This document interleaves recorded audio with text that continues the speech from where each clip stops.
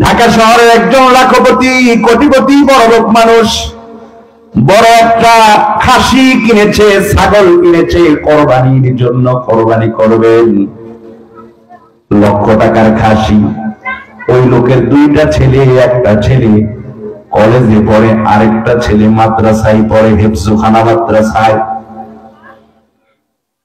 কলেজে যে ছেলেটা পড়ে ওই ছেলেটা আব্বাকে ডেকে ডেকে বলতেছে, আব্বা এই যে বড় খাসি আছি কোরবানি করবেন, খাসির চামড়াটা আমাকে দিবেন। খাসির চামড়া দিয়ে যদি ফুটবল বানানো হয় ওই ফুটবলটা অনেক ভালো হয়, খেলতে মজা পাওয়া যায়। ওয়ার্ডার দিয়া বানালে অনেক ভালো হবে, অনেক দিন লাস্টিং করবে। তাই আমি এই খাসির চামড়াটা দিয়ে একটা ফুটবল বানাতে চাই। আবার ওই মাদ্রাসার হেফজখানায় যে ছেলেটা পড়ে, ওনার ছোট ছেলে, ওই ছেলেটা বলল, আব্বু আমাকে এই খাসির চামড়াটা দিবেন, কারণ কোরআনে কারীমের গিলাফ যদি এই চামড়া দিয়া বানানো হয় লাস্টিং বেশি করবে, সুন্দর হবে। আমি এই চামড়া দিয়া কোরআনে কারীমের গিলাফ বানাতে চাই। বাবা বললেন, তোমরা উভয়ই আমার সন্তান, দুজনকেই খুশি রাখতে হবে। তাই কোরবানি হয়ে যাওয়ার পরে চামড়াটা আমি 50-50 করে তোমাদের দুইজনের মাঝে ভাগ করে দেব। তুমি অর্ধেক নিয়ে যাও, তুমি অর্ধেক নিয়ে যাও, তোমাদের যা মন চায় তা করিও, কোনো বাধা দেব না। কোরবানির পরে ছেলেরা চামড়া ভাগ করে নিয়ে গেল 50-50। কলেজে পড়ুয়া ছেলেটা চামড়া দিয়ে সুন্দর ফুটবল তৈরি করলো। মাদ্রাসায় পড়ুয়া ছেলেটা ওই চামড়া দিয়া কোরআনে কারীমের গিলাফ তৈরি করলো। এবার কোরবানি ঈদের পরে আত্মীয় স্বজন বেড়াতে আসে, কি আসে না বলেন? আসে না? একটা আনন্দঘন পরিবেশ বিরাজ করতে থাকে।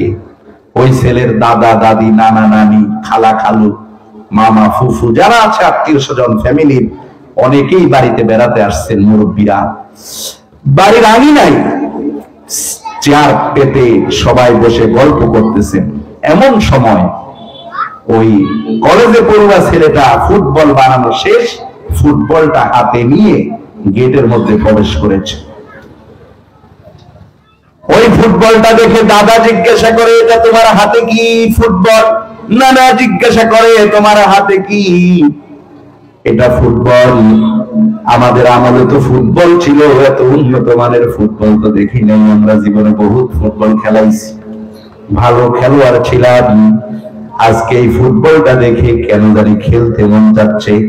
তখন এক বেয়াই এক বুড়া আরেক বুড়াকে বলে, বেয়াই শট দেন, আজকে খেলি, দেখি কার শরীরের জোর কতদূর আছে। বুড়াই বুড়াই এখন কি লাগছে? ফুটবল খেলার প্রতিযোগিতা লাগছে। এই বুড়া দেয় এক লাথি, ওই বুড়া দেয় আরেক লাথি।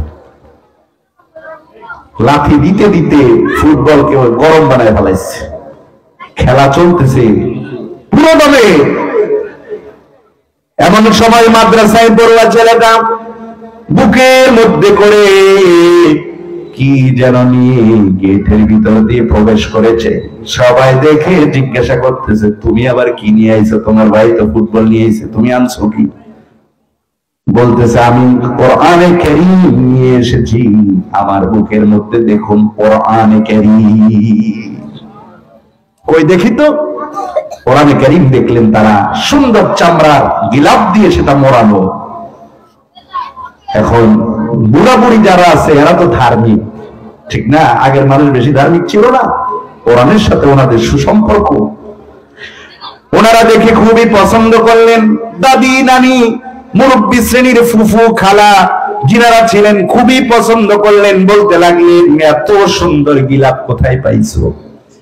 বলতেছে, চামড়া দিয়া বানাইছি। কয়, খুব সুন্দর হয়েছে তো গিলাফটা, একটু ধরে দেখি। ছেলে বলতেছে, না না, ওযু ছাড়া, গোসল ছাড়া, পবিত্রতা ছাড়া এই গিলাফটাকে স্পর্শ করা যাবে না। লা ইয়ামাসসুহু ইল্লাল মুতাহহারুন, পবিত্রতা ছাড়া তোমরা কোরআনে কারীম স্পর্শ করো না। দাদি নানি ফুফু খালা এত পছন্দ হয়েছে গিলাফ, এটা ধরে না দেখলে আত্মপ্রশান্তি আসবে না। তাই ওনারা ওযু করে এসে তারপরে নিজের হাতে স্পর্শ করলেন, চুমু খেলেন, মাথায় রাখলেন, বুকে লাগালেন। সুবহানাল্লাহ।